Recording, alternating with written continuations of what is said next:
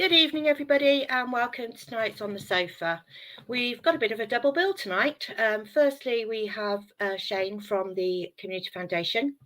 They were up for an award, a whole sort of EFL award last night. They won the divisional, but he'll tell you all about that when he comes on. And then after Shane, about 7:30, we have Mike Mullarkey, who is the referee. And so we will be talking to him as well. So as usual, any comments, please leave in the comments box, and we will get through as many as we can. Just a couple of things from me.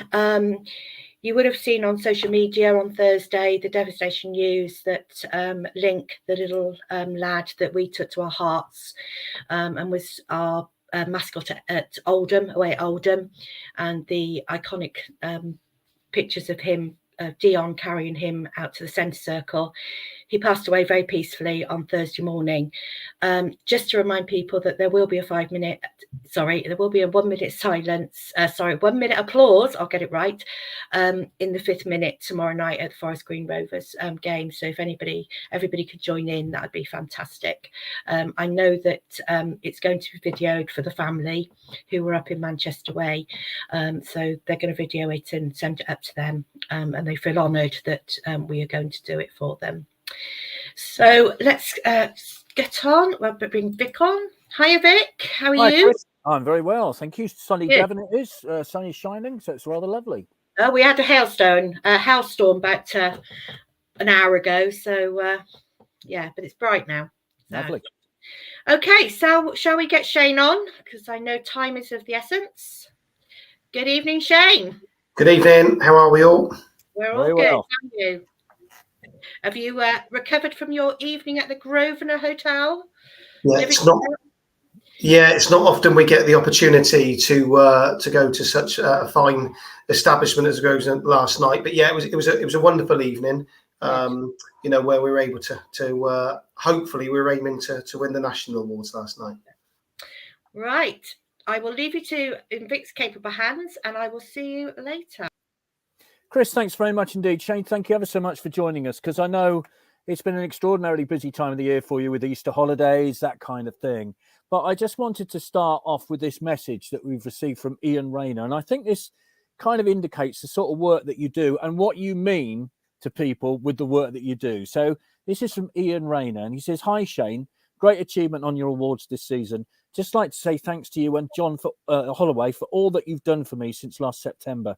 Never did I dream I could get some level of fitness back, but with your help and all the guys in Group 15 of Fans Fitness, you showed me how to become strong and believe I could get fit and lose weight. You made me a stronger person, had faith in me, and brought me back into the STFC family. I can't thank you enough for giving me the opportunity and joining in your STFC Foundation team and all your team and making me feel welcome. Big respect to you and John for giving so much time to fans in fitness legends, as you call us." I think that's when you do any job and you get a message like that, that kind of makes it worthwhile, doesn't it? Vic, I think it's probably the best thing about our job is that, and Ian's is a smashing guy, and we've run the football fans in training, and when people start this football fans in training course, for many of them, it's starting the journey of becoming health again, but also just their own mental health is also quite prevalent. They've obviously put on weight and they feel not particularly great about themselves, and our job really is quite simple. We love working with them. We're passionate. We want to encourage them to eat better, to have a healthy lifestyle. We try to kind of incorporate everything about this football club that means so much to so many people. And yeah, those comments just do make everything worth it. For all of the programs we work in, it's probably my favourite thing that we get a chance to make a difference where people matter, which is our kind of slogan for the foundation. Yeah, well, a couple more messages have already come in. This is from Rich James. "You're doing fantastic work, Shane. Keep going." And from Paddy, "Huge respect to Shane and everyone at the STFC Foundation. We have a great facility in the town run by fine people." Now, let's talk about this award that you received last evening. Well, you've received the regional one, but you were nominated for the national one last evening. Sadly, you didn't quite win it, but being nominated is pretty good. Now, this is Project Me, which is mentoring initiative launched in response to the pandemic to support children with mild to moderate mental health concerns. Now, a lot of people might think, well, what's that got to do with football? But that is the whole point, isn't it? The Community Foundation do so much more than football. Yeah, well, we sit, the football club itself, we sit in the heart of the community. We are in the centre of the town, and it's a huge responsibility because I think, I spoke to Harry last night and McCurdy, and, I often speak to some of the players. They're in such a powerful, privileged position where when we go into a school or we go into a setting, it does have that impact that we're able to make a difference to children's lives. And, this programme in itself, after the pandemic, we kind of had an idea about what we'd like to do, working with children that, these are children that, have really been affected by what's happened. But just in general, in life right now, everything's a lot tougher for children. And I think from our perspective, if we can make a difference, and this mentoring program over 10 weeks, we work on themes such as building confidence, communication, building resilience, dealing with setbacks, all of those elements that, we want to implement into that child to make that child stronger. And I think probably the most interesting thing from this project, or not interesting, I think, was that when I went to one school, I actually asked one particular class in one of our more deprived areas of town, how many of you have actually been to the county ground? And in this class, only one hand put their hand up. And the teacher said to me, Shane, they're lucky even to be out of their street. So, it's given us an opportunity to really showcase what we do as a football club, give these children opportunities that they wouldn't necessarily or normally have. Yeah, extraordinary. And you mentioned the pandemic, and we were talking about this before we started this. And I think people became much more aware of what you do during the pandemic because you're out delivering food boxes, getting around in the community when people were, let's face it, locked in their houses, couldn't do anything. How much did you get out of doing that? Because you really were a part of the community then, weren't you? To be honest, Vic, it was important for me, John, all of the team, and our team come in and said, well, we can either do one or two things. We can stay off and do nothing, or we can get out there and help. And yeah, I did weeks and weeks of delivering parcels to all over Swindon, working with Swindon Borough Council. And it gave me an opportunity that when I went home in the evening, I felt I was doing something positive. And I think probably that's the message from the Community Foundation we've always tried to do. We also hosted a testing centre. We had the testing centre, the asymptomatic, that was running at Foundation Park. Our team marshalled that, volunteered every single day. So yeah, from March 2020 through to when we kind of come out of lockdown, we were always doing something, tackling loneliness. We were calling our supporters, still are calling our supporters, and have run a programme where these are the most isolated supporters in our community. And as you know, John, myself, we're huge Swindon fans. We love the club. It's everything about this club. We've been with it my whole life. So to be able to give back to our community, to our supporters, to our local children is really important. And it was a tough time for everybody, but it gave an opportunity for us as a foundation to really stand up when the club were having a really tough time. Yeah. Also, of course, you have this. Those of us who are old to remember the county ground extension as a bit of a mud heap. You'd play Sunday League football there. Goodness only knows what you'd find on that pitch. But now you've got. I remember seeing the plans for Foundation Park and thinking, "Wow, that looks pretty good." But actually, the reality is pretty extraordinary, isn't it? How great is that facility? It's amazing. It's just. Sometimes we have to just pinch ourselves to even believe we're in such a fantastic facility.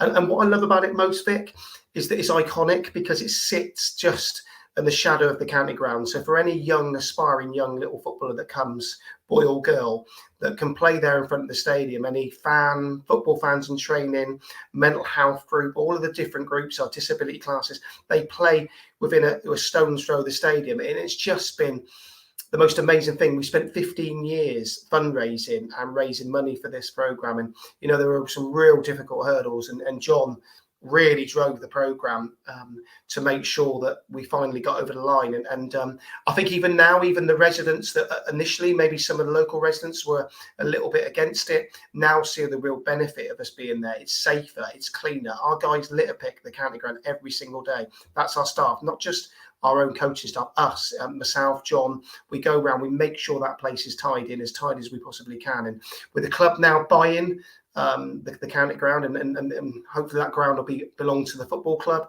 a potential dome on the way, got a real opportunity to make a real sport and excellent facility in the centre of town. Just let's I mean, what I want to do is invite you on for a longer talk at some point, because I think the work that you do isn't, as we've already said, around football. You do so much more besides. So it'd be lovely to get you on one Monday to discuss in detail what you do. But can we just clear up the connection between you and the football club? You're not directly connected, are you? No. So we're a charitable trust, which means that we sit independently. We have our own board of trustees. The best way for supporters to kind of look at this is that we're an extended arm of the club. So the way we feel we are part of the club, and Rob Angus is a breath of fresh air as a chief exec, along with Clem. The great thing about Rob is that I've known him many years prior to him becoming the chief exec of the club, but he also has a strong love of the club. And although we're not directly, in terms of work for the club, we are still feel very, very connected, and we do a lots of initiatives and programs together. And the rationale behind that is that over years gone by, football clubs where when they did hit somehow financial ruin, it was then straight into the community foundation pots, that money that was earmarked for projects, programs, and to working with children. Well, the Premier League and the Football League said this can't continue. So every club, so not just our own, but every community foundation across the country now is independent. Yeah, incredible work. Some more messages have come in. This from Andrew. Shane and John, you are an inspiration. Just wonderful work. Incredible. From Philip. Hi, Philip. Remember Shane first starting when I was at Swindon. Worked so hard. Credit to the club. And we're only having you on briefly tonight because what are you doing after this? It's not a case of putting your feet up and watching EastEnders, is it? You've got other work to do now, haven't you? Yeah, prepping up for this week. We've got loads on, and we don't stop. We've got our under 14s going off to Blackpool this week. So we run a program, an elite program that sits beneath the academy with the opportunity of creating pathways. So we've got that to prep up for, but also Bernardo's. We've got a big project that starts tomorrow with them, which is a continuation of Project Me. So there's lots to prep for. Literally married to this football club. She has to do, she just comes along now and watches with me. Fair enough. This is from Anne, who says, Anne Hughes, I was in FFIT, which is Football Fans in Training 2. Is that right? I still use the principles a few years down the line. Brilliant course. I'd recommend it to whoever feels the need, who need it and meets the criteria. Terry Townsend, I would personally like to thank James Sims and his crew for all the good work they put in, especially Thursday's walking football night. Now, I play walking football in Devon, and I know that Exeter City Community Trust, they're involved in organising that, and I know all the extra work they do as well. And what is lovely, of course, is you have women involved in your team, don't you? Honor, who comes on the panel, she's involved with you. And I guess you're trying to be as inclusive as possible as well, aren't you? Yeah, I mean, so we've got Alice and obviously Honor and Andrea. So I could go on, Ellie, Claire. We've got lots of female coaches involved, and the great thing is they really spearhead not just our own Girls Centre of Excellence, but also they also work across a variety of all of our different programs. And it's even the guy you mentioned, Ian Rayner, who come through Football Fans and Training. He now volunteers and works on our program, supports, helps us at the facility.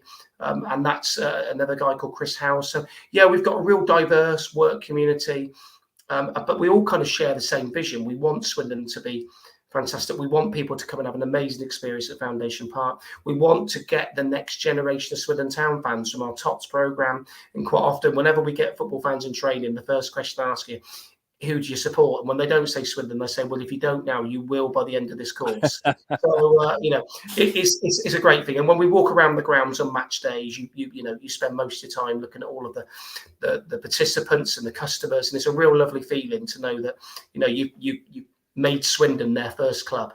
And also, of course, you organise the thing that goes on at half time. And you'll be aware, of course, that, during the Man City game, the Down syndrome team plays, and there was a wonderful reception to that, and all the games that you put on at half time, and you're responsible for doing that, aren't you? Yeah, we look after the ball boys. We also run the junior Reds room. We run a Saturday team club package where loads of teams are coming in for the first time. Halftime activities. We host some of our teams upstairs in the room. So it's always a manic day on match day for us as well. But those projects, what we try and do, Vic, is we try to showcase as many different programs as we possibly can to our supporters, so that they can see what's going on behind the scenes. As you mentioned, that the Kyle Walker with our Down syndrome group was just a moment we'll never forget. Walking football on there, our tiny tots and our minis, 2 3-year-olds on there, our girls centre of excellence, our Bernardo's children. I mean, they'd never been to a ground, and suddenly they played in front of 11,000 people at half time. It's something they'll never forget. We worked with Jessie May. They had their special day there at the club. So we try to show all of our supporters the breadth and depth of what we try to do in the community programme, which effectively makes up our family, which is Swindon Town Football Club. Yeah, extraordinary. What I will say to you, how nice was it to get the whole team together last night and sort of celebrate? All right, you didn't pick up the major award, but you kind of were runners up. And how nice was it? Because you all had a great night out. I don't think you put the Harry McCurdy bucket hat on, though, do you? I think you're denying that. But not on air. But, that must have been a great thing. Have the likes of Brad, people like that, all together in one place and have a good night. Yeah, we've got, Vic, the most amazing team. And if I go through everybody's name, I miss one. But the likes of Brad, James, Alice, Honor, Mitch, Andy, they're just literally, and me and John are so privileged to work with such a committed team. And the secret is that they actually all love the club. Our guys, if they are not working for us, will be at Hartlepool. That's where this club is. And I can honestly say, I don't think that's the same for every community foundation. I often talk to, how did you, the guys from Burton or the guys from Hartlepool, did you go and watch your guys? Oh, no, we don't watch the games. Well, that's unheard of in our organisation. We're in it. When Swindon lose, no matter how good our programme is, my wife will tell you, I'm sure you're the same, I'm literally horrible when I get home for at least a couple of hours. I can't watch Match of the Day. I can't watch EFL on Quest, and generally start to recover around Sunday afternoon. So, but we're all the same. We love the football club, and that's why I feel it works. Honour the same. We want the club to be successful on and off the pitch. And our job predominantly is to make sure it's successful off the pitch, and we try to increase the fan base. We show the depth of what we do, and hopefully as well, we've got a few players that are coming through the system that are actually now in and around the youth team. So, in the academy, which is great as well. Well, Brad was on the bus to Hartlepool on Saturday, so that bears out what you're saying. Of course, he used to go all the time, always going, and he was one of the little group of us that went to good football. I haven't got over Newport yet, by the way, Shane, so it takes a while. Yeah. Right, just before you go, what have you got on this week? I mean, you've got a game tomorrow night, for goodness sake. You want to enjoy that, but what have you got on this week? So this week we've got, as I said, we've got our Bernardo's project starts again with Project Me. We've got meetings with our sponsors Intel about new programs and projects we're going to be running. We've got transition days with schools. I know me and Clem are going to Rob Boncini on Wednesday to visit the school. So that'll be lovely for them. We've got Saturday team club this weekend, matches. And in between all of that, we've got our girls centre of excellence and boys heading off to Blackpool the weekend to play in the Blackpool Cup as well. We just come back from Barcelona last week, and I should mention it before I forget, our under-15s girls won that as well, which is an amazing achievement to win that for Swindon over in Barcelona. Yeah, I'm exhausted just you going through that list. I mean, you're a driven person, I can tell that. But I mean, are there moments when you just think, oh, I could just sit down and watch telly? Or are you completely and utterly wrapped up in this?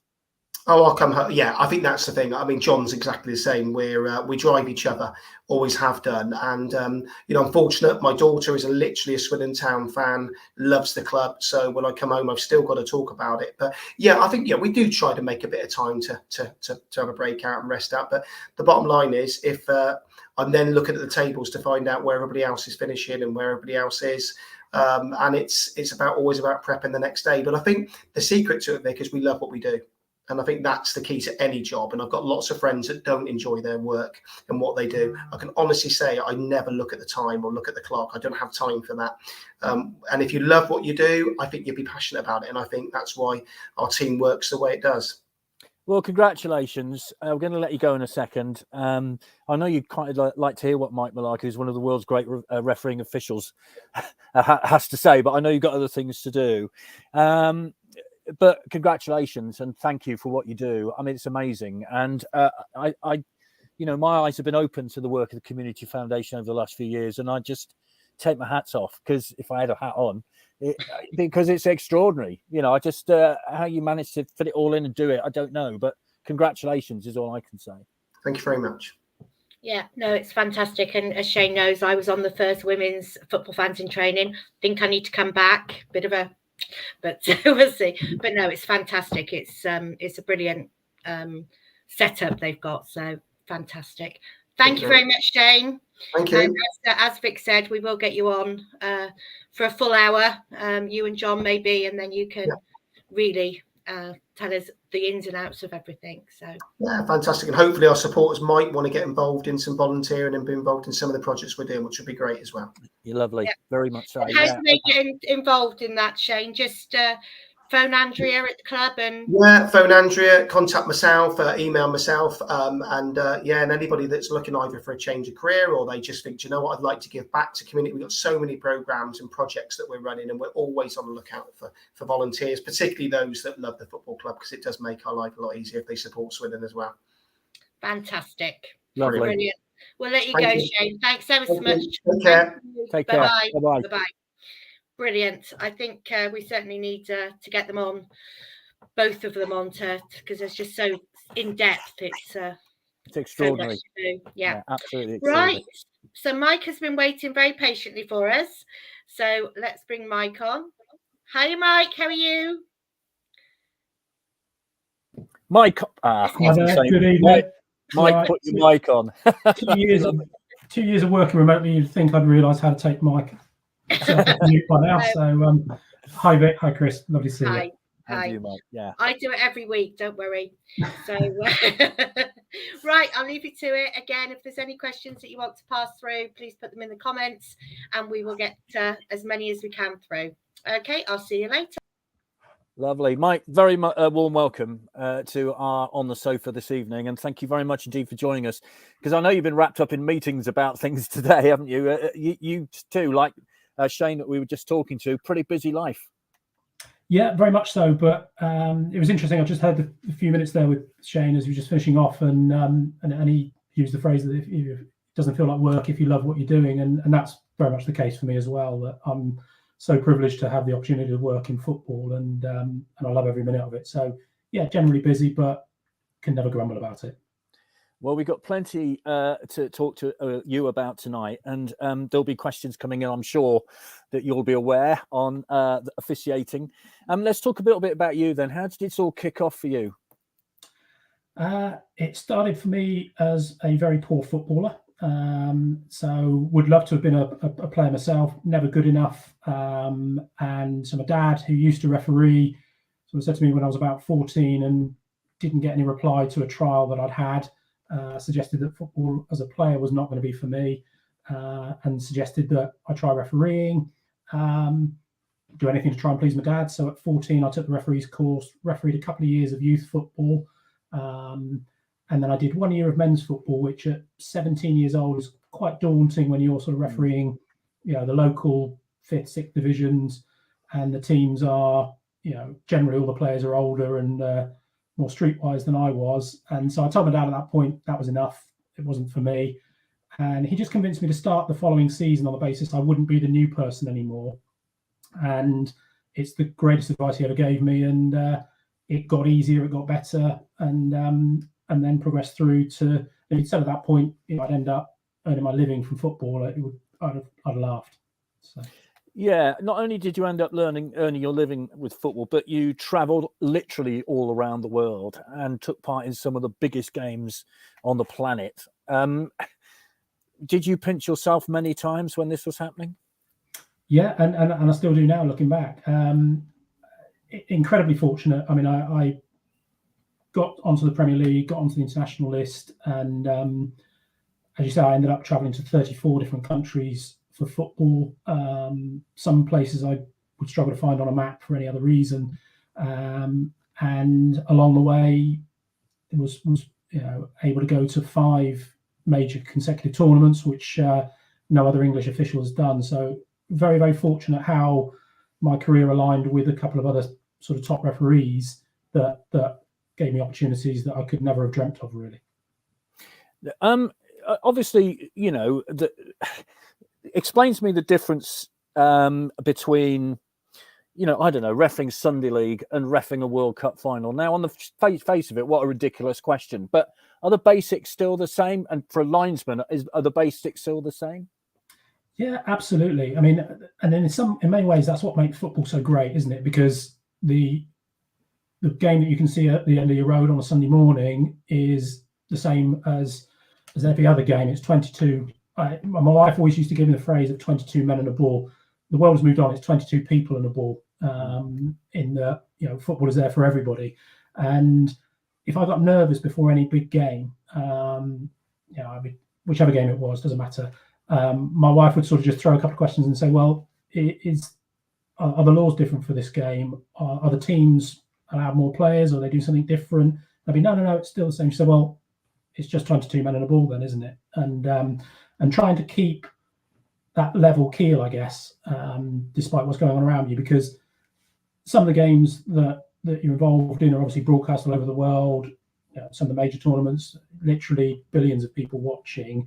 And I think if you get drawn into thinking what is going on in the outside world and who are watching this, that's the point where you kind of lose focus, where actually my whole focus is just on getting through the 90 minutes, if you like.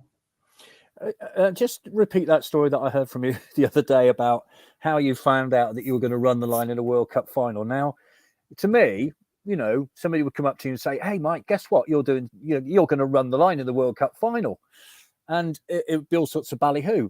But it's not, is it? It was quite strange. When you're at the tournament, you have all the match officials, the referees, and the assistants that are there. You also have quite a large number of officials at the start of the tournament, but as the tournament progresses and nations are knocked out, they don't retain all of the match officials. So there are certain release points where officials are stood down and allowed to go home. We've been kept on. We've done a round of 16 game. We did Brazil against Chile. That game went very well for us. And we didn't get an appointment in the quarterfinal. We didn't get an appointment in the semi-final. So the other key component was that England were no longer in the tournament, because, of course, if your nation is in there, then you're not going to be involved at the latter stages. And they have briefings after each match round. So we're in a room with all the officials that are there, and they just announce, we have the next matches to appoint. And they literally just appoint it as match 63, which is the third, fourth playoff final, and match 64, which is the World Cup final. And they announced it as simple as that, just match 63, which, with the greatest respect, is the game you don't want. And we knew that it was probably ourselves or one other referee from Mexico that were strong candidates based on those that were still there. And they just announced match 63, referee from Mexico, and then match 64, Howard Webb, Can and Mullarkey, and that was it. And there was a round of applause in the room, and they then immediately moved on to a briefing about the semi-finals that happened and sort of looking at some clips from those games. And we spent the next hour just wanting to jump around and hug each other. The only disappointment, if it can be a disappointment, is that they also announced to FIFA Media, to FIFA Media team to release to the press that the appointment had been made. So my wife actually found out about the appointment from Howard Webb's wife, who was watching on Sky News when a ticker announcement came up to say Howard Webb was appointed to the final, and she then phoned my wife. So I never had the opportunity to phone my dad or my wife to actually break the news, and that is a shame in a sense, but that's the way it was, really. So it was in a weird way. It was only ever match 64. But did you get a chance to jump around and shout a bit when you got out of the place? I would imagine you must have done, mustn't you?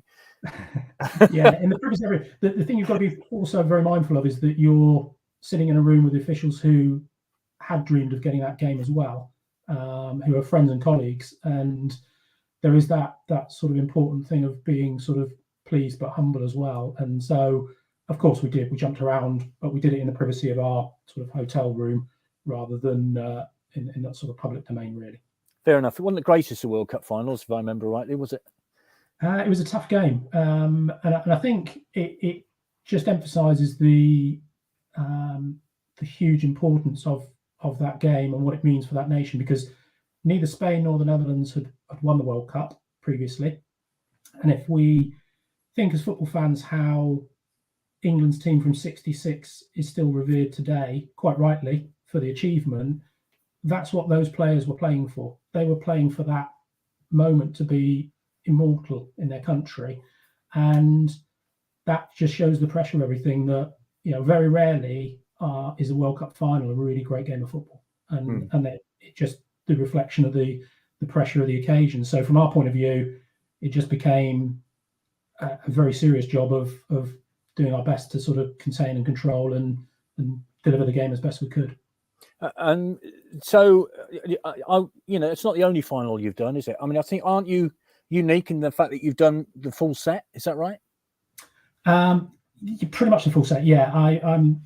There are 4 domestic trophies. So there's the FA Cup final, the League Cup final, the Community Shield, and the Championship playoff final. So that's the sort of domestic set. I'm the only Englishman that's also done the World Cup, the Champions League final, and the Europa League final. So the absolute set would be the European Championship final. But hey ho, I'm darn very it. proud of it. Yeah, absolutely. Have you got your World Cup medal there? You've got it handy. Yeah, I have, but I have for the reason that you asked me to have it ready, because I don't want people to think, well, I just sit in my office all day and put a medal on of a morning. So quite generally, it's only because you asked me to. So well, to be honest, Mike, I'd have it around my neck all the time. So let's have a look at it then. So that's it. Yeah. Now, this is the same sort of medal as a player would get. Is that right?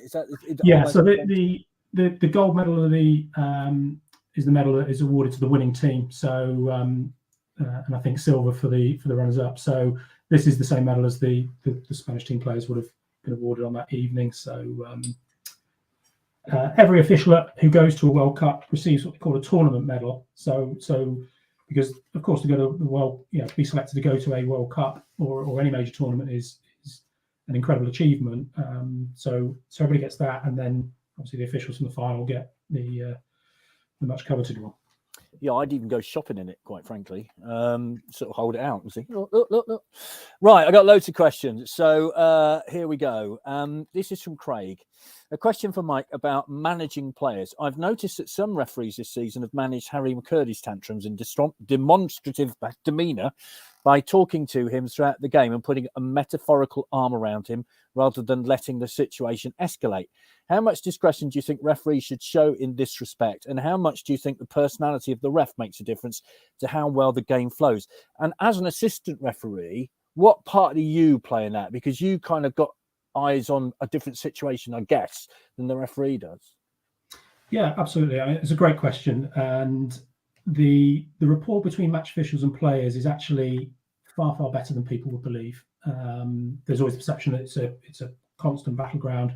But actually, there are moments where there's moments of lightheartedness, there's moments of great respect, and particularly at the handshake at the beginning of the game, there is a good level of respect throughout from between the teams and between the officials. I think every player has their own unique style and ability, and that's exactly the same for referees. And I'm sure the question will come up somewhere along the line of that debate between consistency, common sense, and sort of managing situations. And in some ways, the drive for absolute consistency will remove some of those personality aspects to it, because if a referee has a particularly strong or outgoing personality and uses that style to manage a game and that works for them, then in the context of that game, people will be quite content that the game's delivered safely. If every referee had the approach that we won't talk to any player because that's really consistent, then I think the game would be much poorer for it. So I think the great skill of the referee is to understand the game, to understand the importance of the game for the competing teams, to understand the role that we've got to play, and to do that in a way that is not only fair, but is seen to be fair as well. So I think if I know a particular player works well by a constant conversation and engagement, that's fine. But what's the perception of the other team or the other spectators that I seem to be talking to this player on, good terms throughout? So there's got to be a balance between how you go about it. And equally, there's got to be occasions where you have to step back and say, you crossed the line there. That needs to be dealt with in a more formal way. And how does the fourth official come into this? Because often people just think a fourth official, just stands there and puts the board up saying 3 minutes left, of time added on. But they play a much more important role than that, don't they? Yeah, absolutely. And going back when I first started officiating and was involved as fourth official, it was pretty much a job of administration. So you'd record the subs, you'd manage the subs, and you'd put the time board up. Now you are very much an important member of the team. All four of the match officials, as I'm sure everybody will know at Football League level, are on a communication system. So all the officials can talk to each other at all the time.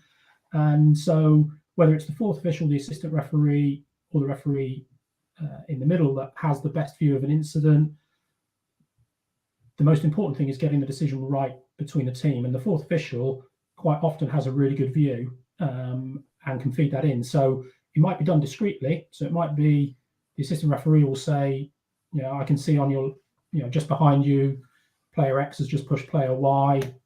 It should be a warning or it should be a yellow card. And you'll just see the referee turn around and take that action. And so there is a constant dialogue throughout the game. And the fourth official is a very important part of that, as well as helping the technical areas to understand their responsibilities. Yeah, I would imagine that's quite a difficult challenge at times, isn't it? Yeah, it can be. Yeah, I can imagine. Right, let's get to the nitty gritty. This is from Jason, and actually a lot of people have sent this in. And I'll give you the question as it's asked, and you can put the other view if you wish. Evening, Mike. Why is officiating in League Two so poor? The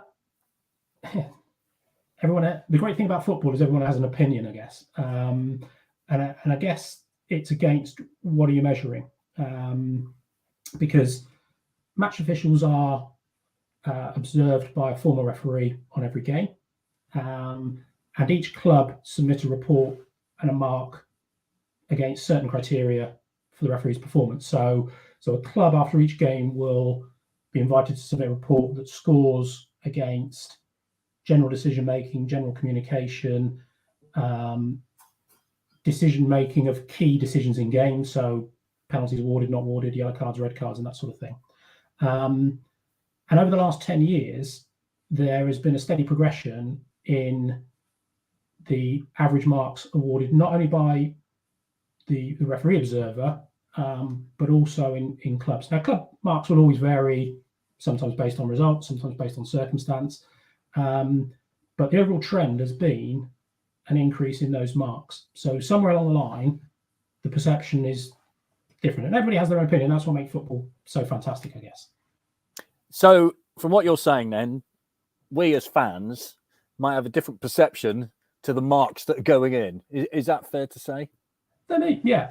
And listen, referees have good days and bad days. Players have good days and bad days. And we're no different. And it was interesting catching the last 5 minutes of hearing Shane talk. And he sort of said, I care greatly about Swindon and I care about the results. And if we don't get the result, then I think he said I'm horrible afterwards and I can't watch match of the day.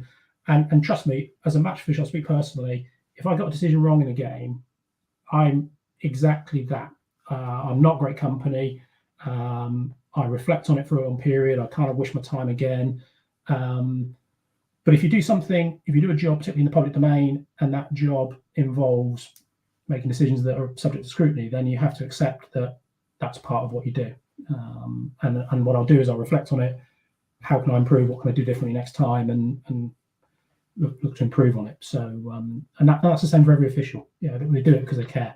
Yeah, and I know the role that you're involved in at the minute is very much designed to help that. So we'll talk about the role you're involved in a little later. But this is from Terry. Can you officiate tomorrow? We got Forest Green at home. You might be aware. And Sean says, "What football team do you support?" Well, I'm kind of guessing you might be otherwise engaged tomorrow evening. Am I right in that? Yeah, that's absolutely right. And the answer to the first question is served by the second. I think taking a step back, if people ever saw me referee, they might not ask me to referee their game. But no, I will be otherwise engaged tomorrow evening. I live in Exeter, born and brought up in Exeter. I'm an Exeter fan. So I will tomorrow evening be watching Exeter, but keeping a keen interest on Swindon's game as well for the top end of the table as well. Yeah, I was going to say we could do Exeter a mighty favour tomorrow, because we, as well as doing ourselves a favour, to be honest. So it could be quite a pivotal evening, couldn't it? It could well be, yes. Well, good luck with it tomorrow, and all my Exeter City supporting mates as well, because it'll be fantastic for the city. Right, let's have a look. Peter says, is there a particular current rule you would change, or a rule you'd bring in? Gosh, that's a good one. I mean, things like the offside rule, which to me have changed, and it's made life so difficult for assistant referees. I mean, is that something you'd go back to the old way, or what? It's really interesting. I mean, I think offside does feel quite complicated at times, but I think equally, sometimes the way it's played out is that people give their opinion of what they would like it to be rather than what the law actually is. So I think that sometimes adds to confusion. So there might be something that is absolutely right in the laws of the game, and you'll have pundits or other people that would say, well, I think this should be offside. And so that then fuels the debate, where in other sports, you don't tend to get sort of cricket where they'll show an incident and they'll say, well, that's just rubbish, it should be this. They'll say, well, that's what the law is, and that's what we've got. And I think in its simplest form, if you say a player's offside, that's it, then that will make it very simple. But if I give a scenario where, let's say a team's got a corner and the defending team don't put any players on the posts on the goal line. So you've just got a goalkeeper somewhere around the goal area. And if we put an attacker anywhere in there. So the corner taker takes the corner, and when they've kicked the ball into the middle, a teammate then heads it into the top corner. At the moment that player heads the ball, the person who originally took the corner is now stood on the corner flag, and they're in an offside position because there's nobody else. There are no two defenders playing them onside. So if you wanted offside to be offside, we'd now be disallowing that goal because there's a player stood on the offside on the corner flag. So offside being offside kind of doesn't work. What we need to find is a balance between the two. And one of the kind of areas that is a little bit grey, which I think does cause debate, is where a defender takes a course of action knowing that somebody behind them is offside and has to decide, am I going to play the ball or not? They play it badly, but deliberately, and that kind of resets things. So there are tweaks, and I think there are always bits and pieces that you would look to tweak, and maybe there are a few bits and pieces around offside just to try and simplify, but not change it completely, I think. Because you'll be aware that, some assistant referees get dogs abuse because they don't put their flag up. But of course, they're under different instructions now rather than putting the flag straight up. They're not supposed to do that anymore, are they? Yeah, so there's two parts to that. One is relative to the Premier League with VAR, which I can kind of refer. Yeah. But in general, the assistant has to wait to be satisfied that a player commits an offence to be penalised. So me standing offside isn't an offence in itself. I've got to do something that impacts the game or that phase of the game. And so the assistant referees have to wait. And I guess one thing that does frustrate is when everybody knows that player is offside, the flag can't go up at this point, and then there's a bit of a waiting game. The player's thinking, well, are you going to flag me? No. Well, okay, I'll go a bit closer.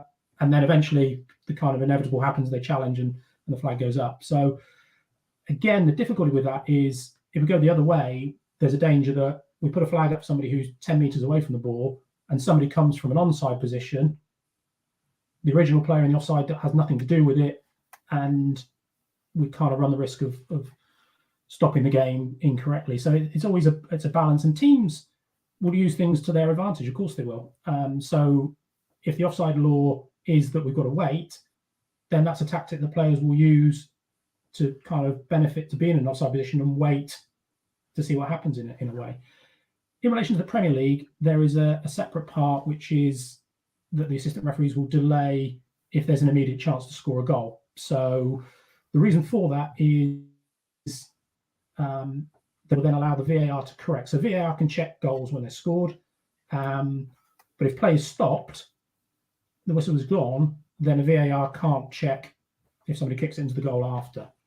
So from a percentage point of view, on the Premier League, the accuracy rate is about 98% on offside. So of all the offside decisions that are made in the game, 98% of those are correct, which as a percentage kind of outstrips possession stats of the best teams in the world.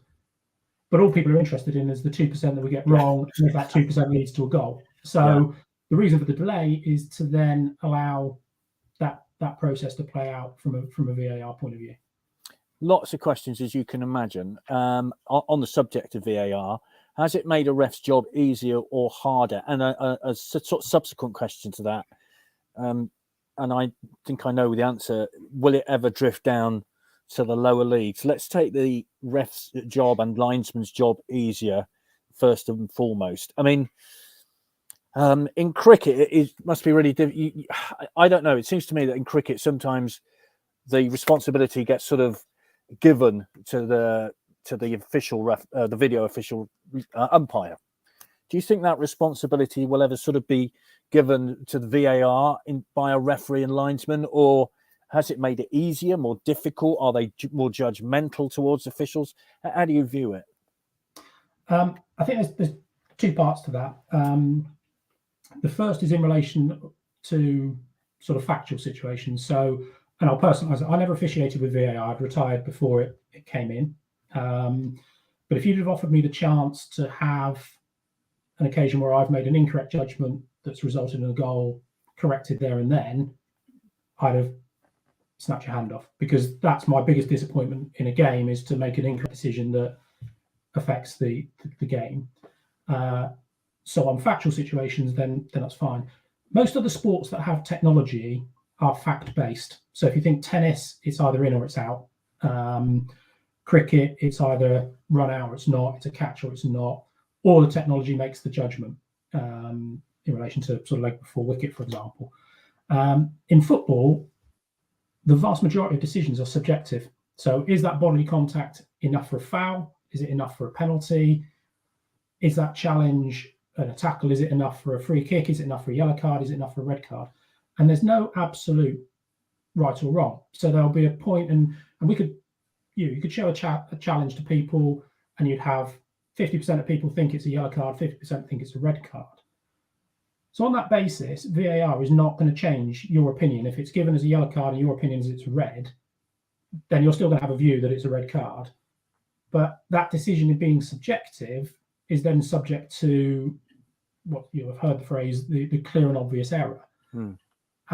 The challenge for the VAR is to look at it in sort of complete isolation. You've got no commentary, you've just got the images, and you've got to ask yourself, not do I think is that a red card, but do I think that is a clear error not to award a red card? And the sort of threshold we look at is if you show it to a room and sort of 85-90% of people would say it should be a red card, that's the point at which we should be saying to the referee, I recommend the review of this decision. So does it make the referee's job easier? Not really, because the process is still very much the on-field decision is made and then VAR checks the detail behind. But does it help officiating? Absolutely. If your team loses the game by a goal that's an incorrect goal, a handball or an offside, having the opportunity to correct that in the moment has to be a benefit to the game. And what about it dropping down to Leagues 1 and 2, or indeed the Championship? Because it's not the Championship, is it? Is that purely money? Finance is a big aspect to it. I mean, there's obviously conversation at the moment with the Championship clubs being interested, and equally the Women's Super League being very interested in progressing it. The challenge you get the further you go down the pyramid is undoubtedly finance. You know, there are many clubs across the leagues that struggle to balance the books financially, so somebody has to bear that additional cost. The other part is actually the number of cameras. So if you think most League 1 and 2 games that aren't live on TV have a normal camera and what's known as a tactical cam, which shows a sort of wider perspective of the game, as you did think, mainly for sort of tactical review. If they're the only 2 camera angles, then deciding has a foul occurred and was it a penalty, far side of one of the penalty areas, it's still going to be quite difficult. Bearing in mind it's still a subjective decision of is it a foul or not. So I think the lower you go, the more challenging it becomes to have conclusive footage that people would look at and accept as, correcting an error, if you like. Yeah, fair enough. This is from Darren. You have to respect referees and indeed linesmen. It's a thankless job at times. I watch a fair bit of lower league football at Swindon Supermarine, and you can hear every word from the players and fans to the officials, and to say it's industrial language is an understatement. Is there a case for having 4 assistant referees? Alternatively, what does Mike think of having an assistant referee behind the goal line? Yeah, 2 things there. You have to have a pretty thick skin, I think, don't you? Or do you just zone out of what's being said behind you? And there was a time when, I don't think they still do it, when they'd have an assistant referee behind the goal. Is that still the case? Yeah, I'll do that question first. So that was in Europe that they tested it. In fact, some leagues had it in their top divisions domestically as well, where you had an additional referee behind each goal on the premise that there were then more pairs of eyes to pick up pushing, pulling, holding, penalty area situations. A good idea in theory, because the more people you've got to look at something, the more chance you've got of spotting it. The other debate is a little bit what I spoke about before, of your opinion of a foul might be slightly different to mine, which might be slightly different to whoever else. And if you've now got 2 people looking at it, one who says, I think that's enough, and the other one going, I'm not convinced, you've still got a decision to make between you of which ultimately the main referee would take.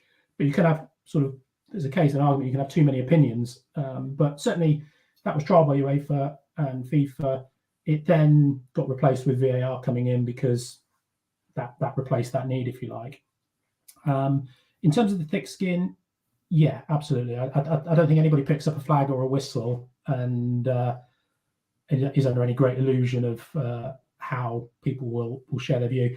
The way I always approach it is that, to me, their issue is with the uniform that I wear rather than me as a person, because they don't know me as a person. Hopefully tonight most people will go away and think, actually, if Mike's representative of referees, they're perhaps not all bad people, in which case this has been a success. But I accept that there are certain jobs in the world, I don't know, policemen, traffic wardens and the like, where the very nature of the uniform brings challenge and question. And so from a personal point of view, I would just detach the 2. And to be honest, I was so focused during a game that you do, in a sense, block things out as much as possible. And strangely, it's actually easier with a bigger crowd because it just becomes a noise. And it becomes less personal. At smaller grounds, so at Swindon Supermarine, where there's a few hundred, maybe 1,000 people on a big game, it can be more personal because you can hear more. But once you get sort of 5, 10, 20, 60,000 people, it just becomes a noise. And at that level, my focus is just so much on getting the decision right. All I was ever interested in, will TV show I'm right?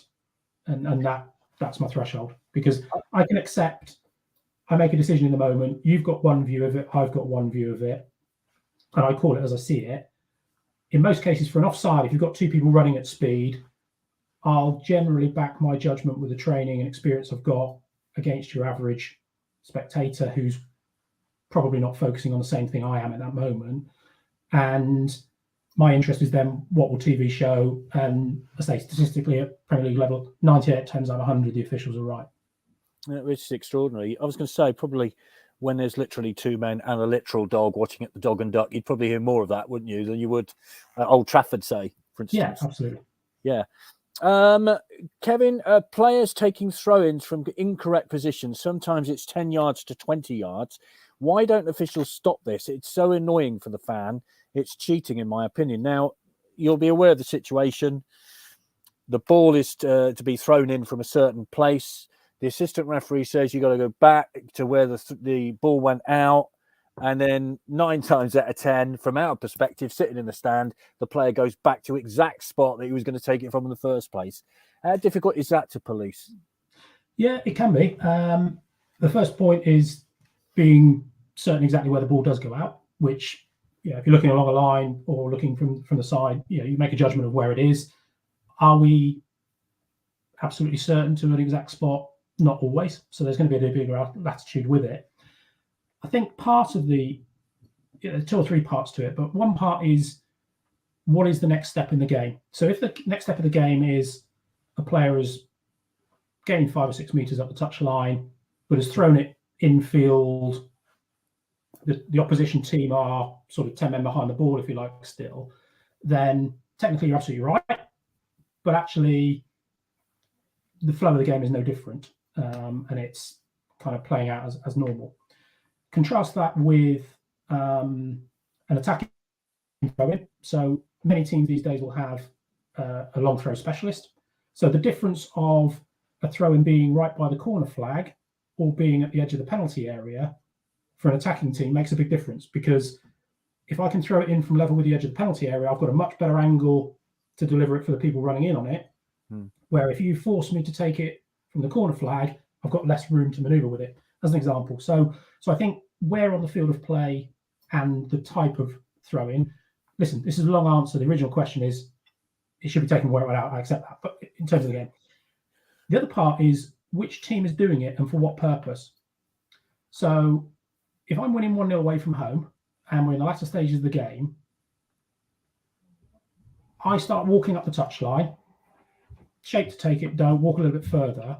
I'm hoping the referee's going to go, sorry, can you go back? And I'm really sorry. And I'll walk as slowly as I can back the 6 or 7 meters.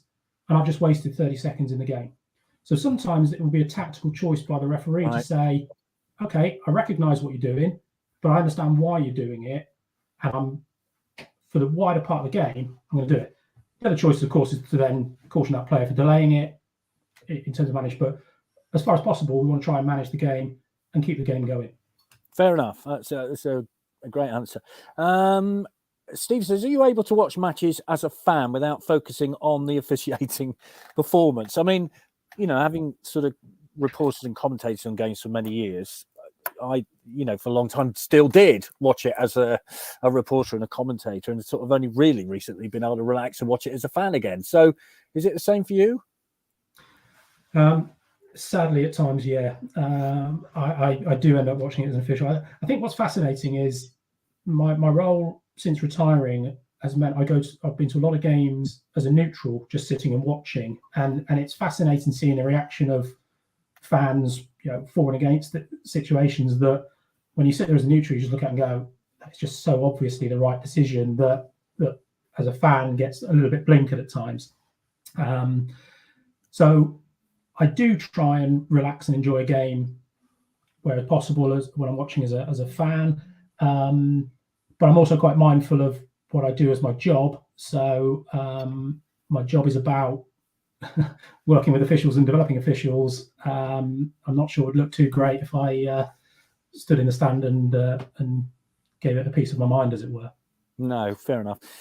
This is from Peter, and it's a very interesting question, because did Mike ever want to come in front of the cameras after a game to explain the decision? And what is the rule about that? Because I remember talking to a referee after a game at Barnsley once. He came out and actually did an interview. Is there a blanket ban or not? Yeah, so officials are not allowed to do any media work at all at any point without express permission. So I've got permission to come here tonight. in terms of interview after the game, I think it would be fascinating for about 3 weeks, because there's two parts to it. Would anybody be interested in interviewing me when I got a decision right? Or are you only interested when I get it wrong? Yes, fair point. If I've got a decision right, then bring me on and I'll happily chat around it. Bring me on when I've got it wrong. My answer will be really enlightening for you the first week, because I'll go, this is my view, this is what I thought, this is the situation as I saw it, as I weighed it up, and it all happened in a split second, and my honest judgment was that I can see on video that it's now wrong. And I'd go away and people would go, that's fantastic. Real honesty, brilliant. The next week or 3 weeks later, I make a mistake and I come on TV and I gave exactly the same answer. And you go, okay, that's fine. By week 3, you're going to go, I know what you're going to say now. Yeah, fair enough. So in that regard, I'm not convinced that it worked. What I think we need to get better at as an organisation is doing more work for people to understand the decision to make. So ultimately, as a fan, you're only interested in, is it right or wrong? But understanding the processes that we go through and the teamwork that we use to try and get decisions right, I think there's a better place in understanding and educating. And you know, the more you can understand what somebody does, it's like any walk of life. If you want a decision out of a business and a business says no, the first thing you want to do is understand, why is it a no? You know, and when you understand the process, you still might disagree, but at least you've got an understanding of how the decision was made and why the decision was made. And I think that's where we can probably do more to educate and understand. But again, there's got to be a willingness for the media to want that as well. Yeah, it's a great shame, because I know one of the great things about the talks that you do is you do video examples and of offside decisions and things like that. And you know, you ask us whether you think these are offside or not. Of course, we all give you the decision, and then you explain why the decision that we've said is not the decision that it is. And it's really interesting when you're able to do that. And it is a fascinating process, isn't it? And of course, the linesman and the referee, they have to go through this in a split second, don't they? Yeah. And so taking offside, I know that if an attacker and defender are running in opposite directions, so the defenders suddenly realise they're not in line with their other colleagues, and they suddenly step out, and at that moment the attacker runs through at speed. At the moment the ball is delivered, I know from experience that player, to my naked eye, would need to look probably a metre offside, but in reality that will be level. So there's a thing called flash lag, which is where something is moving at pace, people's perception of where it is always different to the reality. So if I think the player is 1 metre offside when they're running at speed, they'll almost certainly be level. Now that's great. That allows me to keep the flag down. But everybody that sat behind in the stand thinks that player looks a metre offside. And it's not until they get home and watch it on Match of the Day and understand it. So it's that sort of thing. So that's the type of training that you if you hear me present in person, you'll sort of see me demonstrate, and I'll show a video and it looks offside, and then you realise it's not. And all of those things will just help. And equally, if we're looking at a situation that's close to the assistant, so why does an assistant not flag for something that happens right in front of them, for example? And if the ball is close to the touchline, two attacker and defender sort of tussling for it, I've got to look to see, is the ball in or out of play? Is there a trip? But there's also a possibility of somebody using their arm and holding a player off. So can I look at somebody's feet and somebody who's 6 foot tall's upper body as well? And the answer is no, you can't when it's very close to you. So as a referee team, you need to split it up. So I'll take the lower part because I've got to see if the ball goes out of play. So I'll take that and the trip. You, as the referee, stood 15 meters away looking at the broader picture, can take the upper body. So you can have a situation where the situation is very close to me, but I'm not looking at it. Everybody in the stand has that higher view. You know, you're sat in the grandstand 20 rows back. You're looking down, going, "Well, it's a clear foul. Why isn't it seen?" So sometimes it's about us having to share responsibility of who's focused on what as well. So. Yeah, incredible. It is an extraordinary education when you see the things that you have to go through. This is from Paddy. Good evening, Vic. Welcome, Mike. Please, could you offer an opinion on how it seems the worse the ref is in the EFL leagues, the quicker they seem to be fast-tracked to the Premier League? It does seem to be a regular occurrence. Is that fair or not fair?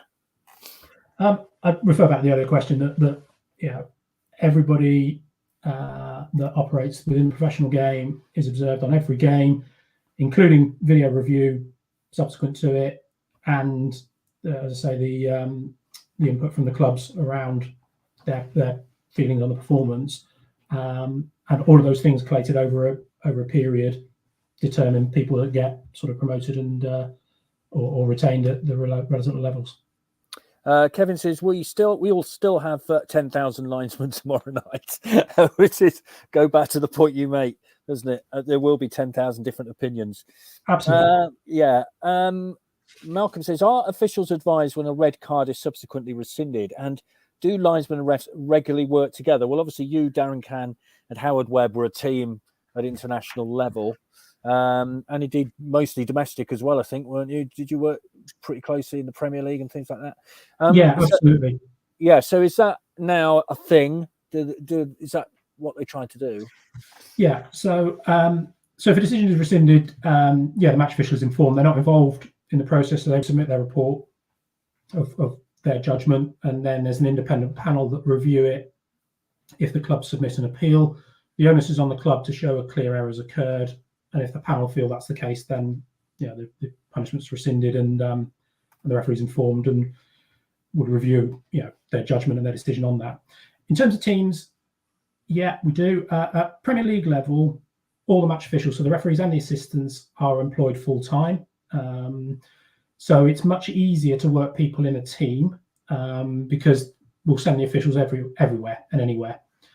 In the sort of lower leagues, the referees will be sent broadly anywhere, but the assistants are kept slightly more regional. So other than exceptional circumstances, you wouldn't have an assistant referee from Carlisle come down to Cheltenham, for example, because of the distance. And that, in many respects, is to help contain costs for the clubs. The clubs are paying the collective expenses. The expenses are pooled between the clubs. So at the end of the season, clubs that live or further away than other clubs, that's all balanced out, so they all end up paying the same. So, but from a practical point of view, they don't send. So in the Premier League, it's very easy for us to have three officials, and take Darren, Howard, and myself. I live in Exeter. Darren lived in Norwich, and Howard lived in Rotherham. So geographically, we couldn't have been further apart, but we were just sent wherever. In Leagues 1, League 2, what we try and do is have groups of officials that will try and appoint in an area. So if we say a referee lives in Yorkshire, and will go to anywhere in the country. If they come to the southwest, they would have this core of 5 or 6 assistants that would work with them. If they go to the northeast, they'd have this core of 6 or 7 assistants that would work in that area. Yep. So we'll try and make it practical. So because like anything, the more frequently you work with people, the better your collective decision making will become. And certainly for Howard, Darren, and myself, there was almost a sixth sense that I could look at Howard and just know when he needed me or when he didn't. But that only comes through working together a lot of times. Yeah, I understand that. Kevin says, very enjoyable listening to Mike. Get him back on. So you might have a subsequent call. This is from Rob. Hi, Rob. Great conversation with Mike. Very enlightening. My question is, why are clubs only able to challenge a straight red card with the Football Association and not if a player receives 2 bookings? And furthermore, if a referee confirms he's made a mistake with one of those cards, why are those red cards never overturned? You understand the point? Red card you can appeal to, red 2 yellows you can't for some reason. What is the process? Great. There aren't many questions I'll directly sidestep. This one will, in that it's up to the Football Association to determine the processes. But I understand the point. I guess the question would come to say, if you can challenge, if a player receives 2 yellow cards in a game, that they can then appeal. So is it you can appeal on the second or either? But is that only triggered by having received 2 in a game? So let's say you can, and you want to challenge the first yellow card. What happens if in that game there was a player who received 1 yellow card and that was an incorrect judgment, but they didn't receive a second one, so they can't appeal that one. They collect 5 yellow cards in a period and receive a suspension. and they didn't have the chance to appeal. So I think the FA took the view that yellow cards just have to be accepted for what they are, a judgment in the moment, and they didn't want a situation where you can appeal every yellow card, because that would create quite an industry, I guess. But I do understand the point that a player could, be unfortunate with one or either of the yellow cards and have no right of recourse. I do understand that. Yeah, because I mean, obviously, you could point to the example of, say, one example of taking your shirt off, and the other one of, I don't know, sort of cupping your ear like that. That's two red yellows, and so therefore it's a red. But is that why wouldn't you be able to appeal against that when you can appeal against somebody going full tilt off the ground and diving at somebody's leg? You understand the point I'm making. Yeah, absolutely. But I think the full tilt challenge you described, that appeal would have to show that a clear error has been made. So if you're looking at it thinking what you've just described, I'd be surprised if that succeeded as an appeal. There's also got to be some responsibility also on the players. If a player scores a goal and takes their shirt off, they know there is a consequence to it. So it's very easy to say, well, the referee needs a bit of. The referee has no option but to issue a yellow card if a player takes their shirt off, and so they would be marked down by the observer and quite probably by one, if not both clubs, if they didn't. And quite often, club reports will come in that will say, we marked the referee down. They didn't issue this yellow card to our player, which we would expect. And actually, whether that's for dissent or a foul or whatever.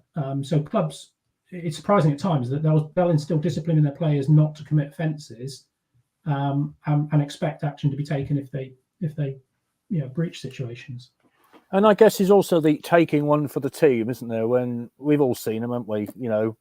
I think there's a case, I can't remember, it was a Man City game over the weekend, but, a player was going through, there was a deliberate trip, it's a yellow card. So they know what they're doing and they know what the punishment's going to be, don't they? Yeah, absolutely. I mean, it's a competitive professional sport, and why does any team exist? It exists to try and win a game. And so within reason, you'd want your team to do what they can to win a game. There's a line at which you have a duty not to cross. But if everybody kind of, I guess, played fair and acknowledged their errors in the moment, you wouldn't need referees. Yeah. Okay. About another 10 minutes, and then we'll let you go off and have some supper or something. No How concerned should we be at the abuse, particularly physical abuse, which young referees experience starting off? I used to referee in the Cardiff and District League and was horrified by the abuse that was directed at me. I always quite fancied refereeing after doing the first entry-level qualification, but I didn't want to expose myself to that. Well done, by the way, for heeding your dad's advice and sticking at it. How serious a problem is that? The fact that people do start off refereeing and the abuse, let's be honest, we've all seen it, haven't we, at local level? We all know what it's about. How serious is that? The retention of referees in their early stages is a really serious challenge for us. And undoubtedly, it can be an incredibly lonely place. Now, it might sound strange to say, well, when I officiated with 60,000 people there, the abuse was difficult. I had colleagues with me, there was security, and there were countless cameras. So actually, I was probably as safe as I could possibly be in that environment.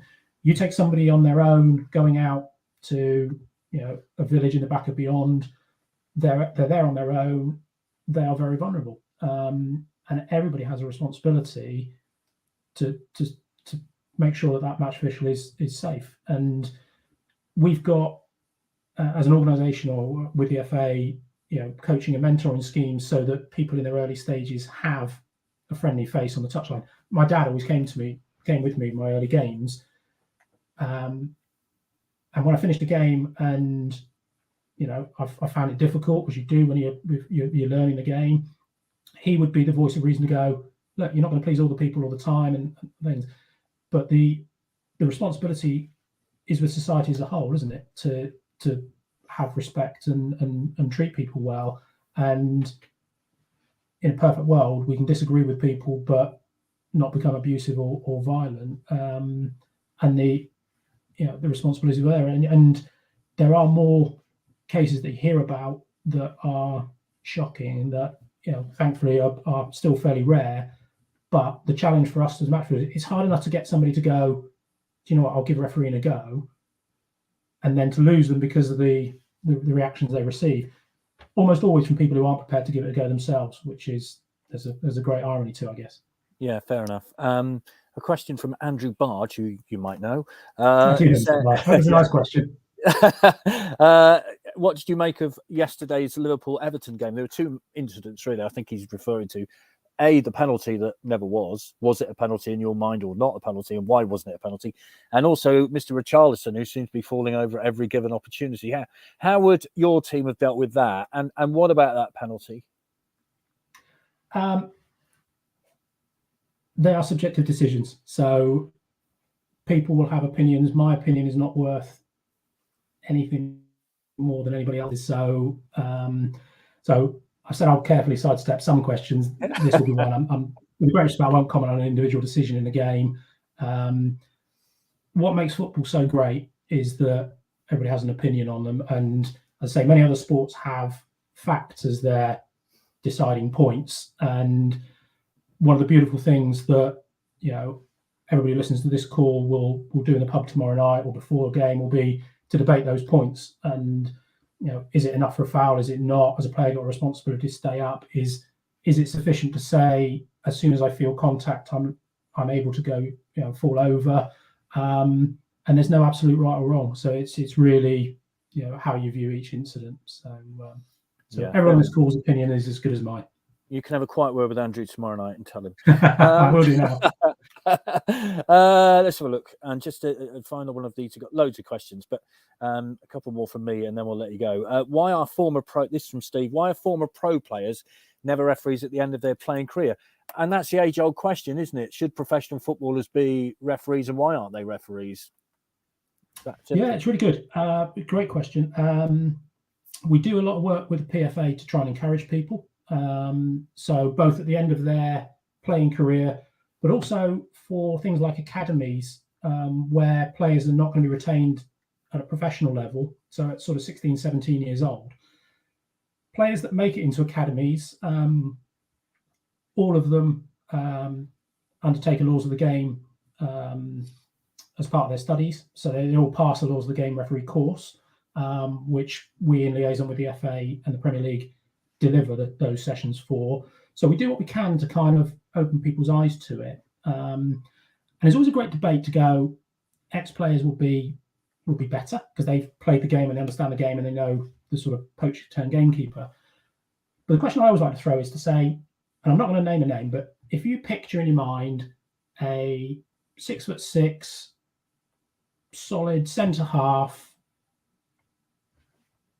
typical, robust player, and then take a 8-stone wily winger, very tricky, very fast, great step overs, things.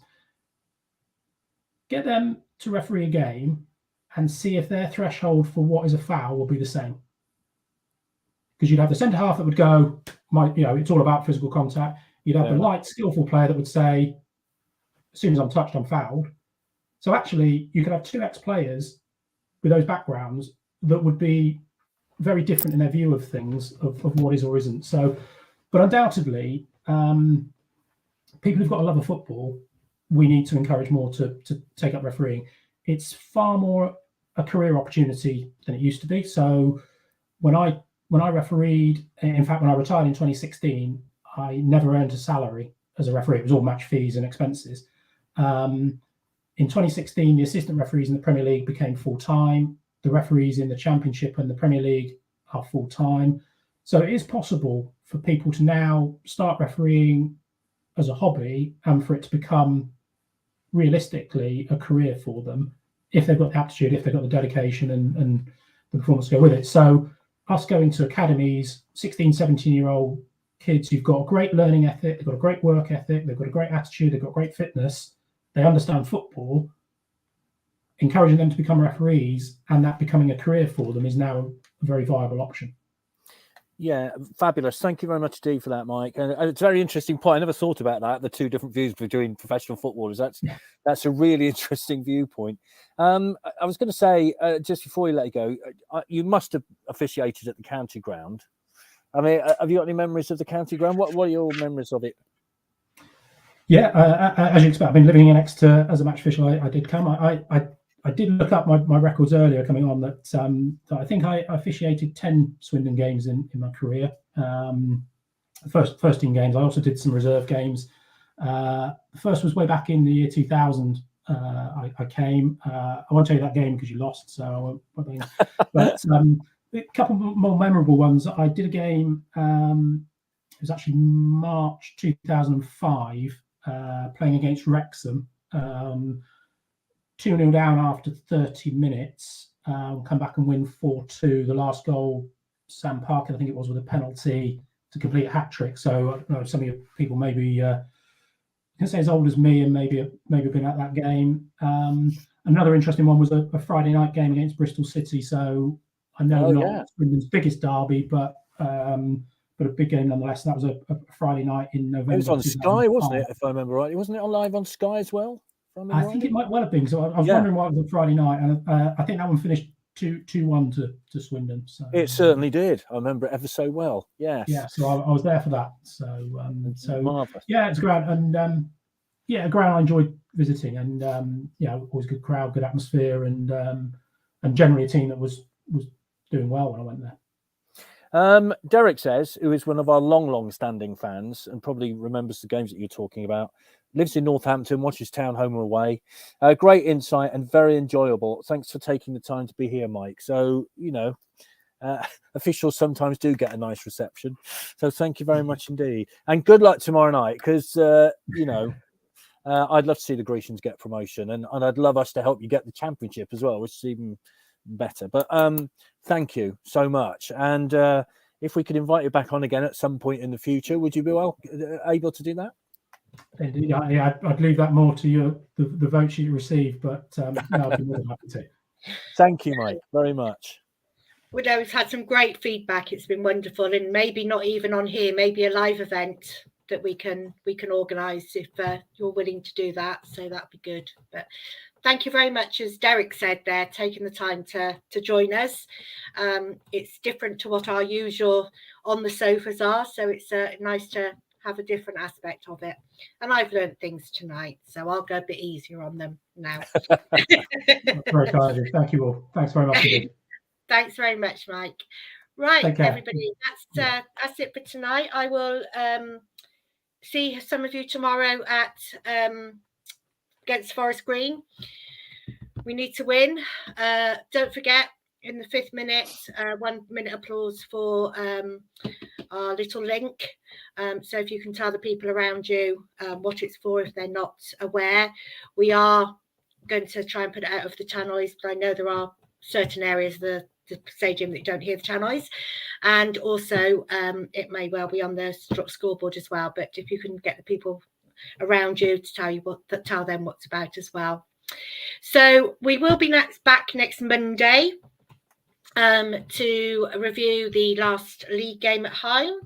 And we might have a special guest. Are we allowed to say? We might have a special guest, yes. We've had promise that we can tell you we have had promise that Joe Tomlinson will be with us. I've just got to okay it with the club now that it's okay being him no longer with Swindon. Joe's up for it. So just make sure that they're okay with it. I can't see any problems. So we should have Joe with us then. And keep an eye out on social media. There may be a special on the sofa on Thursday. We're just waiting for confirmation on that one. So thank you everybody for listening. Really different tonight, having that on the sofa. If anybody has got any ideas of who they'd like to have on, Vic and I are looking to run them through the off season and things. So if there is anybody that you would like anything like this, something different, please let us know and we can consider it. But thank you everybody for watching, and we will see you shortly. Bye bye.